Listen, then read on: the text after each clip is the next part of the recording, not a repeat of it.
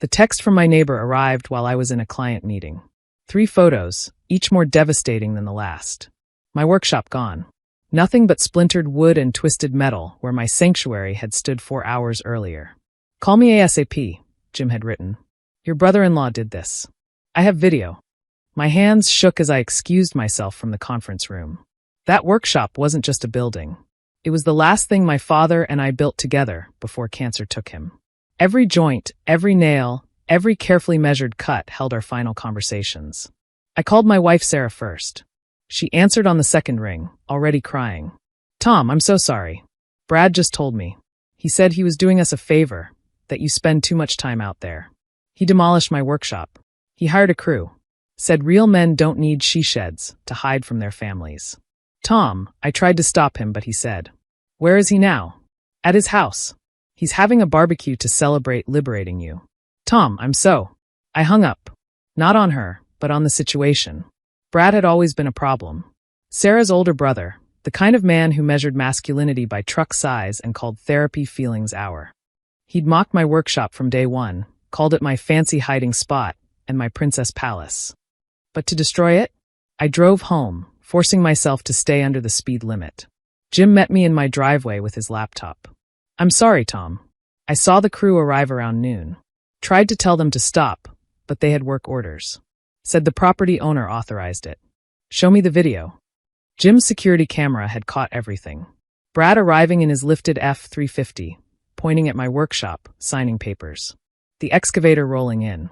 The first bite of the claw through the roof my father had shingled, joking about teaching me to lay them straight, so the rain runs off, not in. 20 minutes. That's all it took to erase 18 months of Thursday evenings and weekend mornings. Of Dad teaching me Japanese joinery despite chemo weakened hands. Of him carving our initials in the corner beam the week before he couldn't hold tools anymore. Tom. Jim looked worried. You okay? I need to make some calls. The first was to my attorney, David Park. We'd been friends since college, and he knew the workshop's history. Brad did what? David's voice went sharp. Please tell me you have documentation that it was on your property. Every permit, every survey marker, every property line document. And Brad authorized the demolition? Jim has video. I'll be there in 20 minutes. Don't confront Brad. Don't post anything online. Document everything. The second call was to Brad's demolition company. They were surprisingly cooperative once I explained the situation. Sir, we had a signed authorization from Brad Fuller. He showed ID, said he owned the property. Did he pay? Cash. $3,500 for rush job. I need copies of everything. The contract, his signature, any permits he claimed to have. Our office can email those within the hour. Sir, if we demolish the wrong property. You demolished the right building. The wrong person authorized it. Send everything to this email address. I walked to where my workshop had stood. The concrete foundation Dad and I had poured was cracked, broken by heavy machinery. The wood we'd carefully selected, dried, and cut was kindling. The tools, God, the tools. Dad's 1960s craftsman table saw. His hand planes, some from his father. Gone. Sarah arrived as I was photographing the debris. She looked destroyed. Tom, I had no idea he was planning this. He showed up this morning talking about family unity and how you isolate yourself. It's not your fault. I should have warned you how he was talking at dinner last week. About how men shouldn't need separate spaces from their families. How his ex-wife's she-shed obsession ruined his marriage. This isn't about his ex-wife or toxic masculinity. This is about control. David arrived with a grim expression. I've reviewed the property documents you sent. The workshop was 100% on your land, properly permitted, legally built. Brad had zero authority to touch it. So we can sue. Sue. Tom, this is criminal destruction of property. Fraud. Possibly identity theft if he claimed to own the land. We're talking felony charges. My phone buzzed. The demolition company's documents. David reviewed them, his expression darkening. He signed as property owner. That's fraud. He also claimed there were no permits needed because it was a hazardous structure. That's filing a false report. What's the next step? Police report. Then we calculate damages. What was the replacement value? I'd never thought about it in those terms. The structure itself? Maybe $30,000 in materials. But the tools? Make a list. Every item. Get appraisals for the vintage tools. David, some of those tools were my grandfather's. My dad restored them. How do you appraise that? Carefully, thoroughly, and expensively. The police arrived within an hour. Officer Martinez took the report while Officer Chin interviewed Jim about the video. Their expressions grew increasingly serious as the story unfolded. Mr. Fuller never claimed to own this property?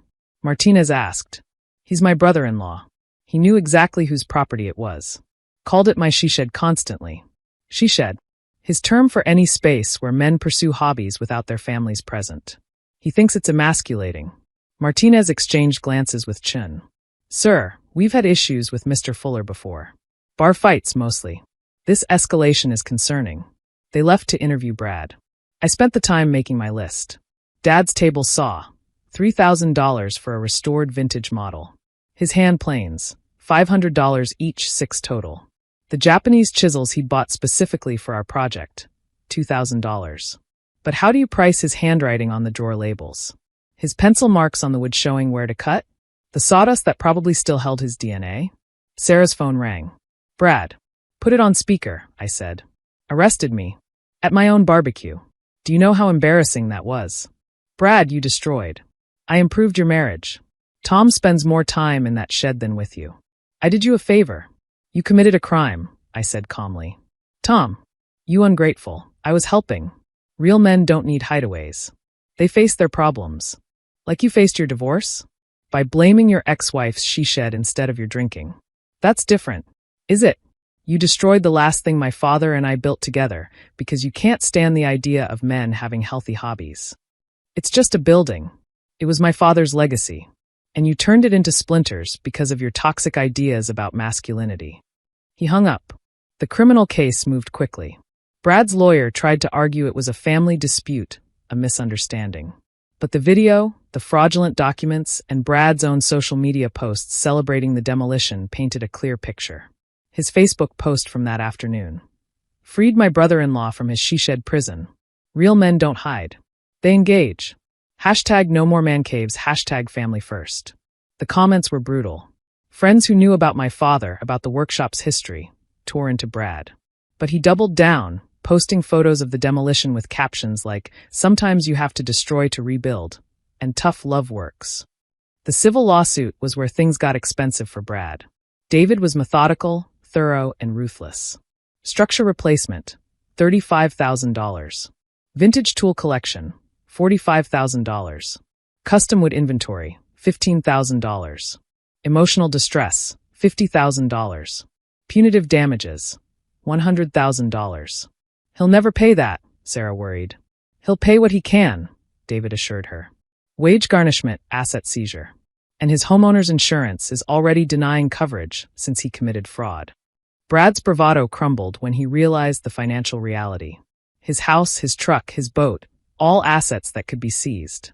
His business, already struggling, couldn't survive the legal bills and reputation damage. This is insane, he screamed at the mediation. It's just a fucking shed. No, I said quietly. It was the place my father taught me patience, where he showed me that creating something with your hands was the ultimate expression of masculinity, where he spent his last good days passing on skills his father taught him. Spare me the sentiment. Every surface in that shop held our fingerprints. Every tool had a story. The workbench had pencil marks from 3 generations of craftsmen. You destroyed a museum of family history because you couldn't stand that I had something sacred that didn't involve you. The mediator suggested a settlement. Brad's lawyer whispered urgently in his ear, probably explaining that criminal conviction plus a massive civil judgment would destroy him. Brad looked at me with genuine confusion. It's just wood and tools. Why does it matter so much? That's exactly why you'll never understand. The settlement was $150,000. Brad had to sell his house to pay it. His wife left him. Apparently, destroying my workshop was the final straw in a pattern of controlling behavior. His business folded within 6 months. I used part of the money to build a new workshop. Bigger, better equipped. But it's not the same. The wood doesn't have Dad's pencil marks. The tools are new, without his modifications. The walls don't hold the echo of his laugh when I finally got a dovetail joint right. Sarah helped me build it. We spent our weekends cutting, measuring, raising walls. She learned to use the tools, understood why I needed this space. Not to hide from family, but to connect with it, to honor it. "I'm sorry my brother never understood," she said one evening, running her hand over a perfectly smooth table surface we'd just finished. "He thought destroying my space would bring me closer to family. He never realized that space was where I felt closest to the most important family member I ever had." We mounted a photo inside the new workshop. Dad and me, covered in sawdust, grinning beside a half-finished wall. Below it, a plaque. "Built by Robert and Thomas Mitchell. Destroyed by ignorance. Rebuilt with love." Brad sent a letter last month. Not an apology, exactly. More an explanation of how unfair life had been to him. How the divorce, the bankruptcy, the criminal record had ruined everything. How he was living in a studio apartment, working minimum wage. I didn't respond. But I did spend that evening in my workshop, teaching Sarah's nephew how to use a hand plane. He's 10, eager, careful with the tools. He reminds me of myself at that age, watching Dad work, absorbing lessons about patience and precision. "Why do you call it a workshop instead of a man cave?" he asked. "Because real men don't need caves. They need spaces to create, to build, to pass on knowledge. Hiding implies shame. This is about pride. Uncle Brad called it your she-shed. Uncle Brad never built anything worth preserving. That's why he couldn't understand why destroying something matters." The boy nodded solemnly and went back to planing, each stroke careful and considered. Another generation learning that masculinity isn't about destruction or dominance. It's about creation, patience, and the humble pride of work done well. Brad thought he was freeing me from a prison. He never understood it was a classroom, a temple, a time machine. Every cut connected me to the past. Every project prepared me for the future.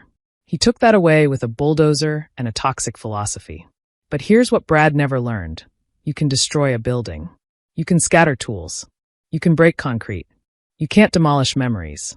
You can't bulldoze knowledge. You can't wreck the lessons a father passes to his son. Those are built on stronger foundations than even the best workshop can provide. And no amount of toxic masculinity can tear that down.